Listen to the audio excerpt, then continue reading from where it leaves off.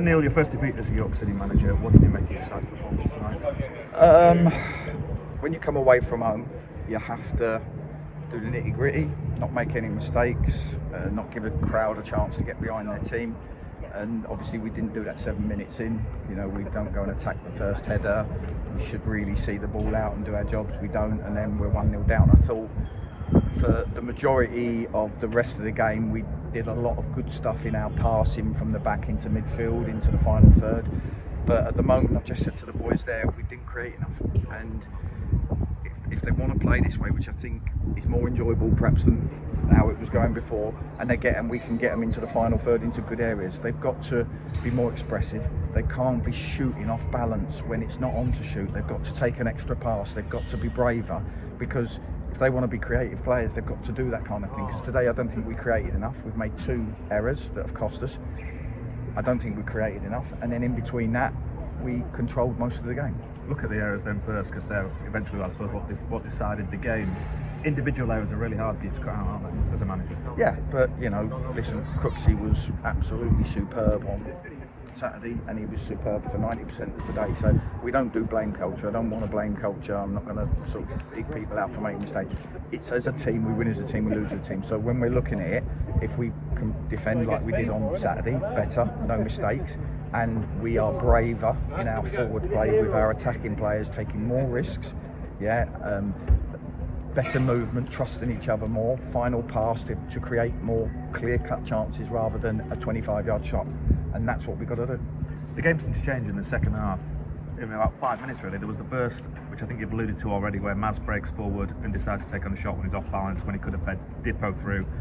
And then there's the incident down here, I'm not sure what happened, where the free kick seemed to get overturned and the free kick was given to York City. That got the crowd involved, and then you really struggled to get any momentum after that. Yeah, and again, I think the second goal kills the game off 1-0. I said at half time, if we don't concede another goal, I think we'll get chances. But in the end, I felt like, although I thought we passed it well and we moved it well and we made the pitch big, in the end I just thought in that final third, in that half, the players who we need to do the magic didn't do enough magic, and they rushed things, they took things off balance, they didn't take that final pass, they didn't trust each other enough, and it's stuff we've got to work on. I mean, we're only 2 weeks in, but I don't want to stand here and say there's loads of positives, because we've lost the game and I don't want to lose the game. I'd rather have loads to work on and get a point or a win. That decision making, is that a lack of confidence, do you think? Is it maybe players trying that a little bit too hard because they want to impress you, having just come to the football club? Well, no, not really, because all they hear from me is be brave, take an extra pass. You know, there was one move we had where we played round and Ryan Fallowfield slid in Xander into the byline. We've controlled that final third, and Xander's cut it back, and someone would have been there, it would have been a certain goal. That's good play for me. That's, we've got in and around it, and we've cut them open like we did on Saturday. But today, away from home, when you need your attacking play to be good and you need to not make mistakes, we didn't quite get either of them right. Of course, when you come up against a side as well that's probably lacking in confidence, you think the crowd could get on their backs. To make that mistake so early, it completely changed the whole atmosphere. Yeah, and that was my team talk. Let's keep things tight and away performance, do the nitty gritty. But it is what it is. They've scored. He's bent in the top corner. They've had the lift, obviously, of the manager's gone, new guys come in. Things have just freshened up a bit from. They're a good team with good players. When you look at their squad, you look and go, they should be in that top half.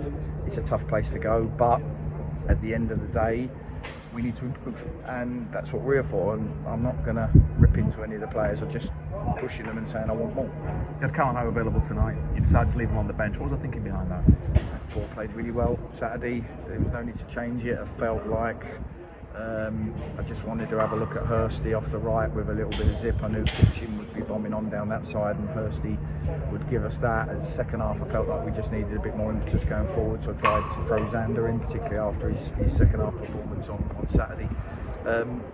Nothing worked. Players need to produce the goods. Everything we do in our structures to get them into good areas, they need to then produce them, them bits of magic and that get us the game. And I thought we could, but in the end we didn't quite have enough quality.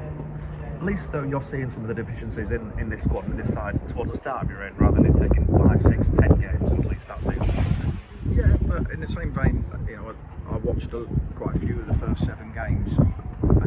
As much as I'm disappointed we've lost, I look like like I saw a good footballing team there today. It looked like I saw a team that are on the same wavelength as each other, have got a little bit of structure. Obviously, we've got to take that and turn that into results. But this run was always tough. Southend, Oldham and Woking and Barnet and Solihull. So we've just got to not be naive, because this league's a man's league where teams, if you don't get things right, they'll beat you up.